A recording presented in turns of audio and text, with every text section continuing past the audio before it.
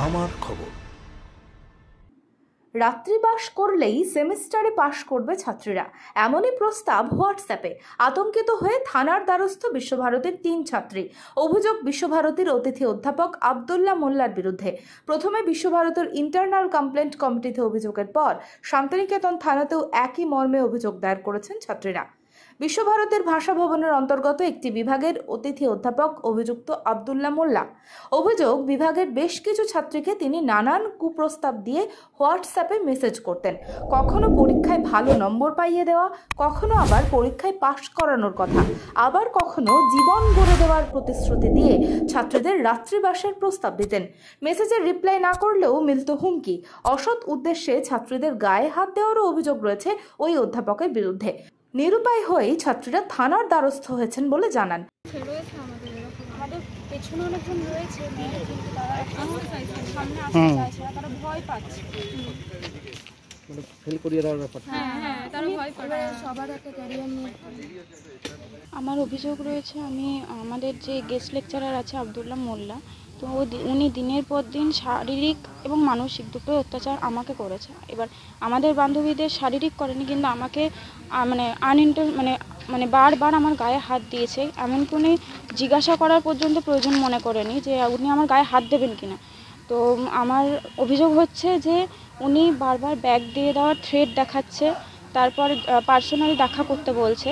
তো যখন ওনাকে সেটা মানা করা হয়, উনি বারবার শুধু একই কথা বলে যে তুমি গ্র্যাজুয়েশন কমপ্লিট করতে পারবে তো, তোমার 4টে বছর লস। উনি এরকম থ্রেট দেয় দিনের পর দিন, রীতিমতো আমাকে আমার বান্ধবীদের বারবার থ্রেট দিচ্ছে, এমনকি আমাদের ব্যাগ পর্যন্ত দিয়ে দিয়েছে।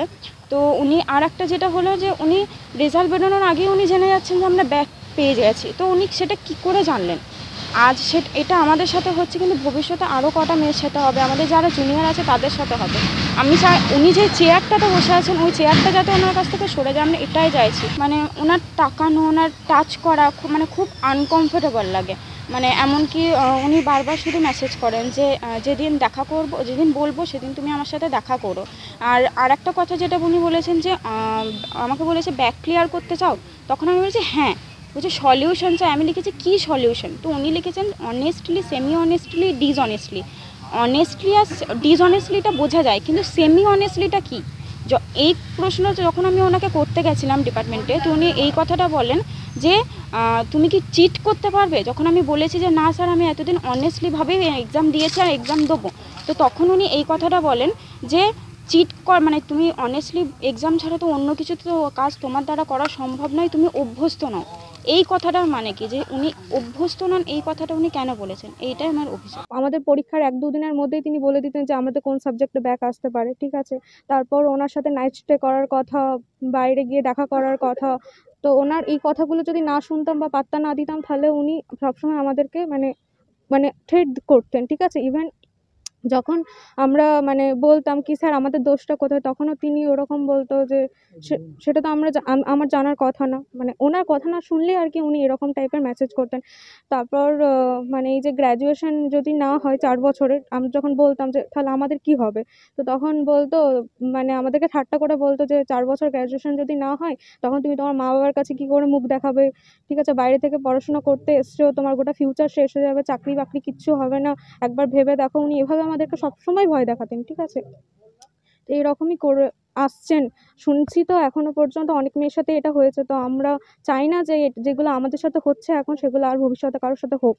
তো তার জন্যই আমাদের জায়গায় যেতে পারতো এটা, যদি না প্রতিবাদ করতে। এটা কি চলেই আসছে? এটা চলেই আসছে, এটা হয়েই আসছে, এটা আমাদের শোনা কথা হয়েই আসছে, আর আমরা এগুলো শিকার এখনো পর্যন্ত, ঠিক আছে। আর এটা যদি আমরা প্রতিবাদ না করতাম, এটার কোন জায়গায় যে গিয়ে থামতো তার আমাদের কারোর জানা নেই। একজন শিক্ষকের এই ধরনের আচরণ এবং যেহেতু ছাত্রীদের সঙ্গে এইভাবে ব্যবহার, বলবেন? খুব লজ্জনীয়। উনি যেই চেয়ারটায় বসে আছেন সেই চেয়ারটা উনি মিসইউজ করছেন। ওর যেই চেয়ারটার যে সম্মান তিনি সেটা দিতে পারছেন না। বিশ্বভারতীকে এই বিষয় নিয়ে জানিয়েছেন? না, এখনো পর্যন্ত জানায়নি কিছু। প্রথমেই আমরা এসেছি এখানে, তো থানায় অভিযোগ করলাম। অভিযুক্ত অধ্যাপক আব্দুল্লাহ মোল্লার দাবি, এই ধরনের কোনো মেসেজ তিনি করেননি। ছাত্রদের এমন বলার পিছনে কারণ খুঁজছেন তিনিও। এই বিষয়ে কিছু জানি না, আমি কি বলুন তো। আপনি কিছু জানি না তো আমি কি বলবো? আপনি এই ধরনের কোনো মেসেজ করেননি? না না না। মানে পুরোটাই? হ্যাঁ, একদমই না, এগুলো একদমই আমি করিনি। কিন্তু এরকম একজন message ছাত্রী নয়, একাধিক ছাত্রী বলছে আপনার প্রসঙ্গে, মানে এরকম শুনছি প্রথমে। আমি তো এই মনে করুন 7 বছর প্রায় আছি এখানে, এরকম আমি শুনিনি কখনো। তাহলে সেটা দেখার বিষয় আছে, যদি সেরকম স্ক্রিনশট থেকে থাকে হুম। কাকে মেসেজ করা হয়েছে, কি পারপাসে মেসেজ করা হয়েছে, তাহলে সেটা দেখতে হবে। না দেখে তো কিছু বলা যাবে না যে কি উদ্দেশ্যে সেরকম মেসেজ দিয়েছে। এরকম তো আমার মনে পড়তে কোনো মেসেজ যায়নি। বাসন্তী দেবী গাঙ্গুলি ফাউন্ডেশন দ্বারা পরিচালিত উর্মিলা বৃদ্ধাবাস সেবা করাটাই মূল উদ্দেশ্য আমাদের। তাই বয়স্ক মানুষদের পরম যত্নে আগলে রাখছি আমরা। রয়েছে অন্ন, বস্ত্র এবং সুচিকিৎসার ব্যবস্থা। ঠিকানা কালিকাপুর কলোনি, বোলপুর।